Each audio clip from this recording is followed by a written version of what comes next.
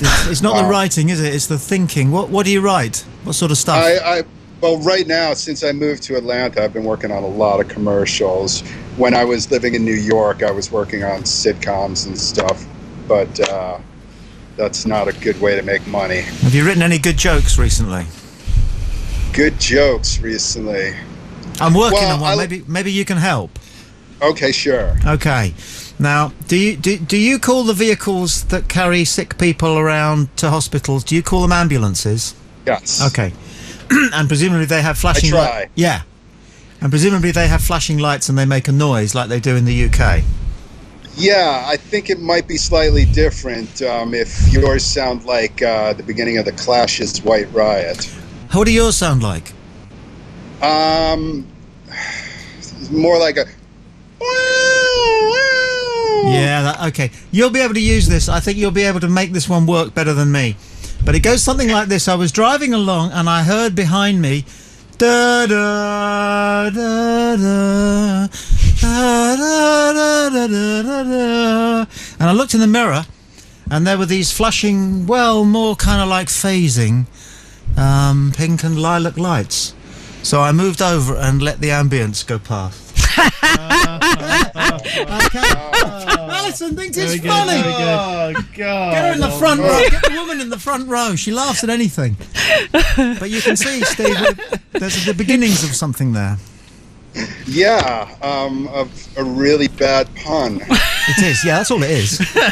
But it works on Friends. Chandler could make it work. Really? Well, have you written anything that we might have come across in the UK? Yeah, I told them last week. I did an episode. I worked for Monk on the staff for a whole year, and my name's on one specific episode. What? How do you work? Because maybe you covered this last week, so forgive me, but I'm really interested in how people write. I've heard that sometimes some of the American sitcoms just cram 20 or 30 writers into a room, and they all just kind of like throw out ideas and gags and stuff. It's more like 8 to 10, but yeah, that's pretty much how it works. Because in the UK, some guy will go to an attic and not come out for 3 months, and when he does, he's mentally ill, but he's written this thing usually all by himself, which I think must be harder than working in a team. What do you think? Well, I think it's remarkable how in the UK you have like 1 out of every 100 shows is good, which is about the same we have over in the US. So that's kind of remarkable. Interesting. What's not remarkable is the 99 shows that are crap in both places. Oh, God only knows. I've got one other gag as well, which I have mentioned on these webcast things before, which maybe you can help with. I need a middle line. It's two flies in a bakery, and then the next line, which I haven't got, and then the other fly says to the first fly, "Why not? We're on a roll." No, that's that. No. No, fuck off. That's. I want you to find the middle. That's a great joke. Good. That's funny. Those are like the jokes I tell. Why not? We're on a roll. Maybe something involving seed. Seed is good. Seed is funny. Kenny, let's said that if you can get a K into any of the words in the punchline, it's funnier. And he was a great. Is that the Sunshine Boys rule? Is it? What, K? From the movie The Sunshine Boys, K is funny, wasn't it? Yeah. I mean, Woody Allen told a joke as part of his act. It wasn't a joke, it was a story about how his father gave him, after the war, a bullet. And Woody wore it in his breast pocket. And one day, a crazed Mormon hurled a Bible off an 80th story building, and it hit Woody in the heart, and he would have been killed if it wasn't for the bullet. And he said that he experimented with lots of different ways of telling it to get a laugh, and he found that as long as it ended with the word bullet, it got a laugh. But that wasn't the logical way of doing it. Have you ever done any stand-up, Steve?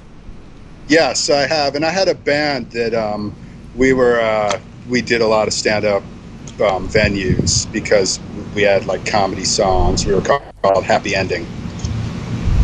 Okay. Yeah, not really much of a story there, but you know. No, all I'm thinking is it's really good to talk to someone like yourself. Have people like yourself on the show. We get such a range of humanity doing this as a webcast compared to all the conventional broadcasting that I've done, phone in on BBC. Well, I don't know. I don't know if I'd refer to myself as humanity, but thank you for the compliment. Yeah, no. All I'm thinking is we'd love to talk to you again sometime and get that camera. All right, definitely. All right, good fella. I'll keep tuned in. All right, bye. Keep up the good work. Bye. Cheers, Steve. Shall I take another call? You've got a call ringing yet? Okay. Going really well tonight. Hey, you're on the Human Zoo.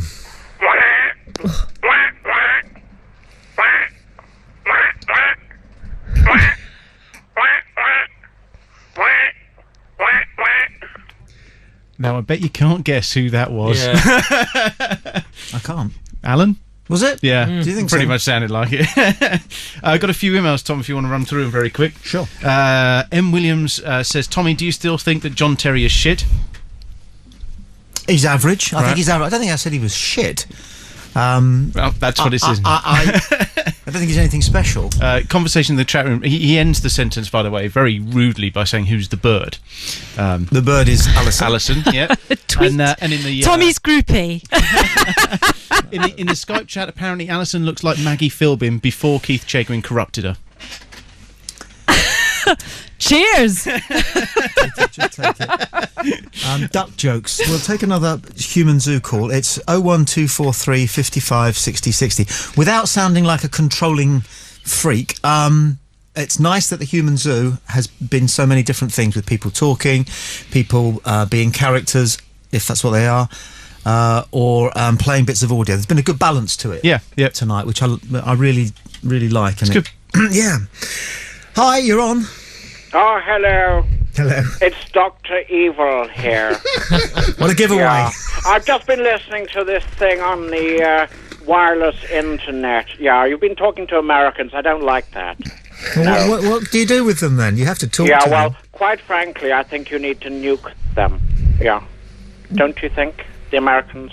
Just slightly annoying. I think, you know what? Apparently there's 215,000 American troops in Iraq at the moment. Yeah. Well, you know, like, technically America's really ours. Well, yeah, It's some people British, have isn't said it? that, yeah. I I think it's mine, actually. Well, yeah. you can go and get it back now because there's nobody there to defend it.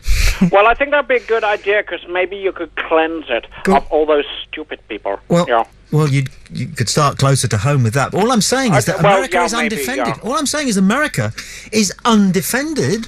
Yeah. No, seriously, it is undefended. They're all in Iraq. Well, I they got quite a honestly big job to do because they made such a complete balls up of what they were doing before. I honestly think that the Swiss army, armed with those cute little knives, could probably take Washington. Oh, you think we should storm them? I think we should do it manually rather than use nuclear weapons. Yeah. Yeah. Do you think I should take my pussy over there? Yeah. Maybe that would help. Do you know, no, since you mentioned that, Yeah.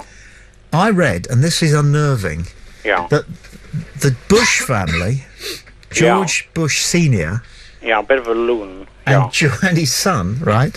Yeah. When they get together as a family, they like to watch British sitcoms. Oh, really? Yes, and one of their favourites is Are You Being Served? Oh, I quite like Are You Being Served? I do. I know. That kind of thing, That kind of thing. But it's just a great mental image, isn't it? Of George Bush and George Bush Jr., and presumably Barbara Bush and all the rest of the Bushes, Jed and them. Oh, she's quite a heifer, isn't she? She is. Yeah. Well, she wasn't at the front of the queue when they were handing them out, was she? Poor lady. No. Oh, she looks like a London bus has driven through her. Yes. Yeah. Yes. Thank you very much indeed, caller. Very, a number of interesting